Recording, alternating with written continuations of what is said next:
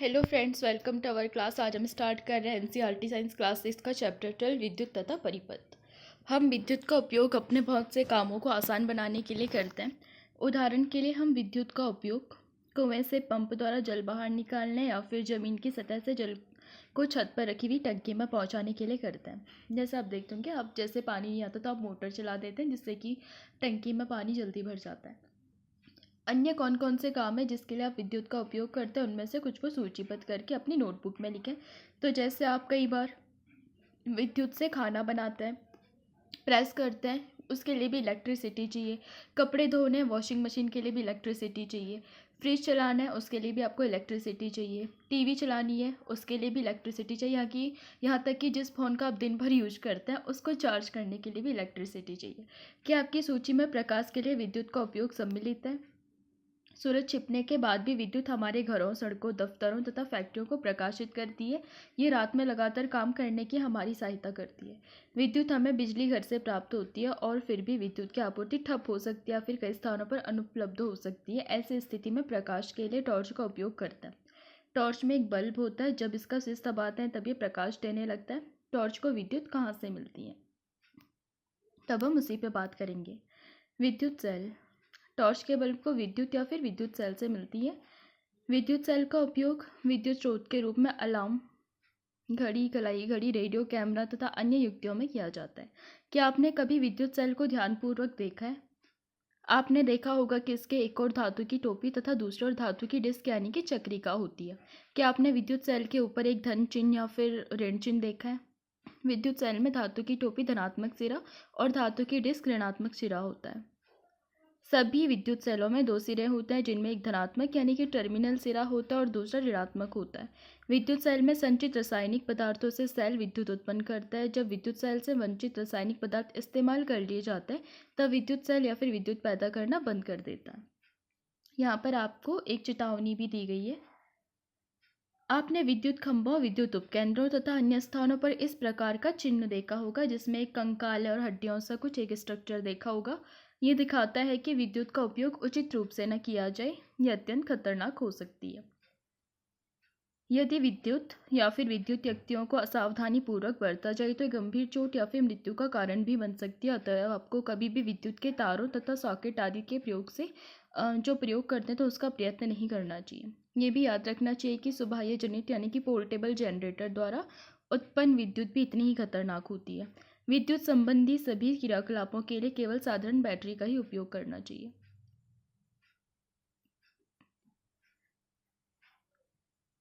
विद्युत सेल को एक नए विद्युत सेल से बदलना पड़ता है कब? जब उसमें रासायनिक पदार्थ खत्म हो जाता है। टॉर्च के बल्ब में कांच का एक बाहरी आवरण धातु की सतह पर चिपका होता है। बल्ब के कांच के आवरण के अंदर क्या होता है, अब हम उस पर बात करेंगे। यहाँ पे आपको एक क्रियाकलाप दिया गया है, हम चलो उसे करते हैं। एक टॉर्च लें, इसके बल्ब के भीतर देखें। आप अपने अध्यापक की सहायता से इस बल्ब के टॉर्च से बाहर भी निकाल सकते हैं। आप क्या देखते हैं कि आप कांच के बल्ब के मध्य एक पतला तार देखते हैं। आप टॉर्च का स्विच दबाइए तथा देखिए कि बल्ब का कौन सा भाग दीप्त है। प्रकाश उत्सर्जित करने वाले पतले तार को बल्ब का तंतु कहते हैं। ये तंतु दो मोटे तारों के बीच लगा होता है, जिसे चित्र 12.2b में दिखाया भी गया है। ये मोटे तार तंतु को आधार प्रदान करता है। इन मोटे तारों में से एक मोटा तार बल्ब की सतह पर धातु के ढांचे से जुड़ा होता है। दूसरा मोटा तार आधार केंद्र पर धातु की नोक से जुड़ा होता है। बल्ब के आधार पर धातु का ढांचा तथा धातु की नोक बल्ब के दो टर्मिनल हैं। ये दोनों टर्मिनल इस प्रकार लगाए जाते हैं कि एक दूसरे को ना छुएं। घरों में उपयोग होने वाले विद्युत बल्बों की भी ऐसी संरचना होती है। इस प्रकार विद्युत सेल तथा विद्युत बल्ब दोनों में ही दो दो टर्मिनल होते हैं। इनमें से दो टर्मिनल क्यों होते हैं, आप इस पे बता सकते हैं। जैसे कि आपको यहाँ पर दिख रहे हैं, ये दोनों हैं तंतु, और जो यहाँ पर आपको दिख रहे हैं नीचे, ये हो गए टर्मिनल। यहाँ पे भी एक चेतावनी दी गई है। विद्युत सेल के दो टर्मिनलों से जुड़े तारों को स्विच तथा बल्ब जैसे युक्तियों को बीच में जोड़े बिना आपस में कदापि न मिलाएं। यदि आप ऐसा करेंगे तो विद्युत सेल के रासायनिक पदार्थ बड़ी तेजी से खर्च हो जाएंगे और सेल काम करना बंद कर देगा। अब बात करते हैं विद्युत सेल से जुड़ा हुआ बल्ब। आइए विद्युत सेल का उपयोग करके एक बल्ब को दीप्तिमान करने का प्रयास करते हैं। ऐसा हम किस प्रकार करेंगे, तो चलिए क्रियाकलाप 2 करते हैं। विभिन्न रंगों की प्लास्टिक का आवरण चढ़े विद्युत तार के 4 टुकड़े करें। 4 टुकड़े लें। प्रत्येक तार के टुकड़े के दोनों सिरों से प्लास्टिक आवरण को हटा दें। इस प्रकार दोनों सिरों पर धातु का तार अनावृत हो जाएगा। तो तारों के अनावृत भागों को विद्युत सेल तथा दूसरे दो बल्बों से यानी कि 12.3 और 12.4 में दर्शाए गए अनुसार जोड़ दें। यहाँ पर आपको दिख रहा होगा डायग्राम कैसे कैसे करके किसको जोड़ना है। बल्ब के साथ तारों को जोड़ने के लिए आप विद्युत रोधी टेप यानी कि बिजली के मिस्त्रियों द्वारा उपयोग की जाने वाली और सेल के लिए रबर बैंड या फिर टेप का उपयोग कर सकते हैं। अब बल्ब तथा विद्युत सेल को अलग अलग 6 भिन्न ढंगों से जोड़ें, जैसा कि चित्र 12.5 से 12.5 F में दिखाया गया है। प्रत्येक व्यवस्था में देखें कि बल्ब दीप्त है, यानी प्रत्येक व्यवस्था के लिए हाँ या नहीं लिखें। यहाँ पर आपको सारे डायग्राम दिख रहे होंगे कि कैसे कैसे करके जोड़ा और किस कंडीशन में जल रहा है और किस कंडीशन में नहीं जल रहा है। यहाँ पर वो सारी कंडीशंस आप देख सकते हैं आराम से। अब उन व्यवस्थाओं को ध्यानपूर्वक देखें जिनमें बल्ब दीप्त होता है। इन व्यवस्थाओं की तुलना दूसरी व्यवस्थाओं से करें जिनमें बल्ब दीप्त नहीं होता है। दीप्त मतलब जल नहीं रहा होता है। क्या आप इस अंतर का कारण ज्ञात कर सकते हैं? चित्र 12.5 में विद्युत सेल के एक टर्मिनल से प्रारंभ करके अपनी पेंसिल की नोक को तार के अनुदिश बल्ब तक लाएं। अब बल्ब के दूसरे टर्मिनल से प्रारंभ करके विद्युत सेल से जुड़े दूसरे तार के अनुदिश पेंसिल की नोक को लाएं। इस काम को 12.5 की तरह शेष व्यवस्थाओं के लिए दोहराएं। क्या उन व्यवस्थाओं में बल्ब दीप्त होता है जिनमें सेल के एक टर्मिनल से वापस दूसरे टर्मिनल तक पहुंचने में पेंसिल को ऊपर उठाना पड़ता है? अब हम बात करते हैं थोड़ा विद्युत परिपथ की। क्रियाकलाप 2, आपने विद्युत सेल के एक टर्मिनल को तार द्वारा बल्ब से होते हुए विद्युत सेल के दूसरे टर्मिनल से जोड़ा। ध्यान दें कि चित्र 12.5 तथा चित्र 12.5 F की व्यवस्थाओं में विद्युत सेल के दो टर्मिनल बल्ब के दो टर्मिनलों से जोड़े गए। इस प्रकार की व्यवस्था विद्युत परिपथ का एक उदाहरण है। विद्युत परिपथ विद्युत सेल के दो टर्मिनलों के बीच विद्युत प्रवाह यानी कि जो विद्युत धारा है उसके संपूर्ण पथ को दिखाता है। बल्ब केवल तभी दीप्त होता है जब परिपथ में विद्युत धारा प्रवाहित होती है।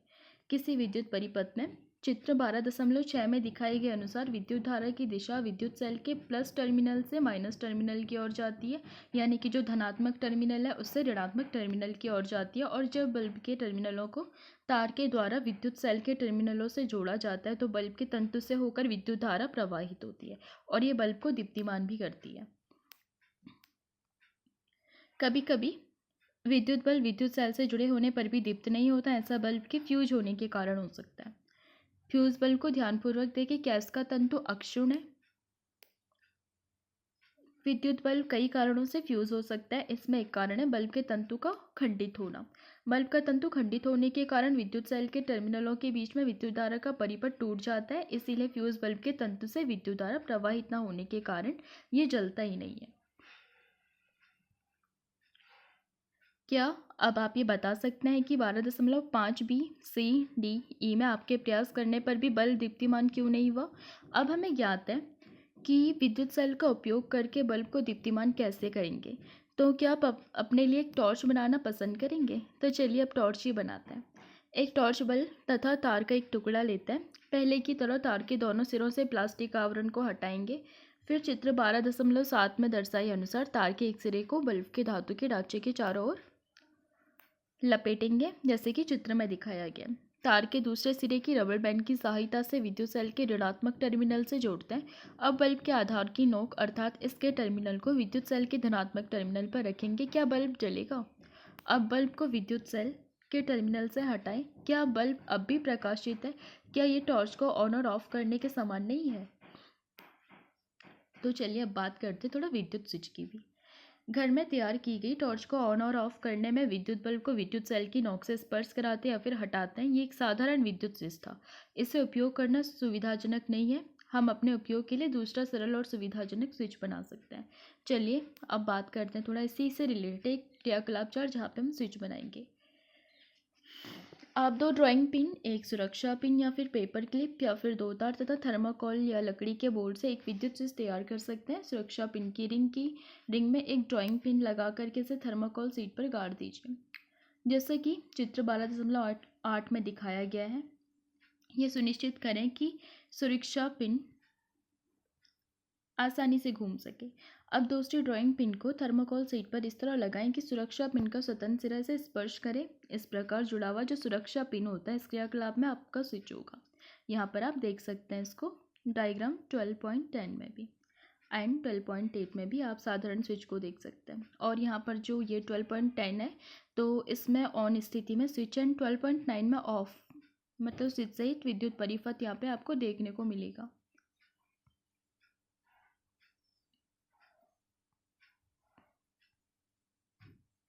अब सुरक्षा पिन को ड्राइंग पिन से हटाते हैं, क्या बल्ब अब भी जलता है? जब सुरक्षा पिन दोनों ड्राइंग पिनों से स्पर्श करता है तब वह दोनों ड्राइंग पिनों के बीच के रिक्त स्थान को भरता है। तब इस स्थिति में स्विच को ऑन कहते हैं, जो कि सुरक्षा पिन का पदार्थ विद्युत धारा को अपने में से प्रवाहित होने देता है। अतः विद्युत परिपथ पूरा हो जाता है। इस तरह बल्ब दीप्तिमान होता है, यानी कि जलता है, यानी कि ऑन होता है। इसके विपरीत जब सुरक्षा पिन दूसरी ड्राइंग पिन से स्पर्श नहीं करती तो विद्युत बल्ब दीप्तिमान नहीं होता। इस तरह ड्राइंग पिनों के बीच का रिक्त स्थान बंद नहीं होता तथा परिपथ पूरा ही नहीं होता। इस दशा यानी कि स्थिति में स्विच ऑफ कहलाता है, जैसे कि चित्र 12.9 में आपने देखा होगा। स्विच एक सरल युक्ति है जो परिपथ को जोड़ से तोड़ सकती है। घरों में स्विच का उपयोग बल्ब को दीप्तिमान करने तथा अन्य युक्तियों को चलाने के लिए भी किया जाता है। यद्यपि घरों में उपयोग होने वाले स्विच इसी सिद्धांत पर काम करते हैं, पर उनके डिजाइन जटिल होते हैं। अब बात करेंगे थोड़ा विद्युत चालक तथा विद्युत रोधक क्या होता है। हमने अपने सभी क्रियाकलापों में परिपथ को पूरा करने के लिए धातु के तार उपयोग किए थे।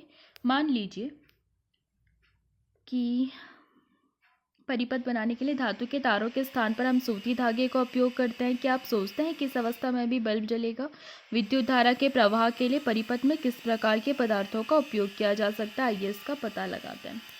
यहाँ पर जो टॉर्च है तो आप यहाँ पर देख सकते हैं इसके पार्ट कौन कौन से। सबसे आगे आपको बल्ब दिखेगा, फिर यहाँ पर परावर्तक भी आपको देखने को मिलेगा, फिर साथ ही साथ प्लास्टिक का आवरण होता है, विद्युत सेल होता है, स्लाइड स्विच होता है। तो ये होता है टॉर्च का आंतरिक आरेख। बात करते हैं क्रियाकलाप 5 की। क्रियाकलाप 4 है तो उसके लिए प्रयुक्त विद्युत परिपथ से स्विच को अलग करें। ऐसा करने के लिए आपको चित्र 12.12 के अनुसार दो स्वतंत्र तारों के सिरे मिल जाएंगे। इन तारों के दोनों सिरों को एक दूसरे के समीप लाएं ताकि एक दूसरे को स्पर्श करें। क्या बल्ब जलेगा? अब आप इस व्यवस्था को पदार्थों के परीक्षण के लिए प्रयोग में ला सकते हैं कि ये विद्युत धारा प्रवाहित करते हैं या फिर नहीं।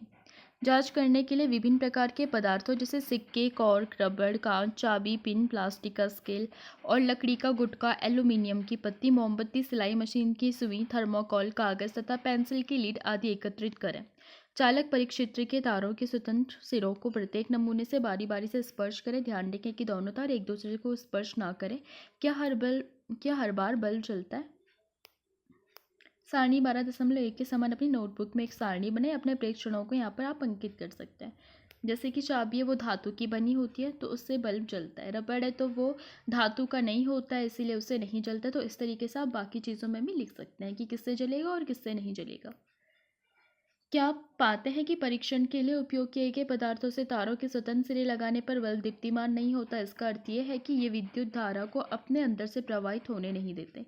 इसके विपरीत बल्ब के जलने से पता चलता है कि कुछ पदार्थ अपने अंदर से विद्युत धारा का प्रवाह होने देते हैं तो वे विद्युत चालक होते हैं। विद्युत रोधक अपने अंदर से विद्युत धारा को प्रवाहित नहीं होने देते तो वो कुचालक होते हैं, यानी कि हम उनको कुचालक भी कहते हैं। इसी वजह से जो चालक होते हैं उनके एग्जाम्पल जैसे धातु हो गया, एंड जो विद्युत रोधक हो गया जैसे प्लास्टिक हो गया, रबड़ हो गया आदि हो गया।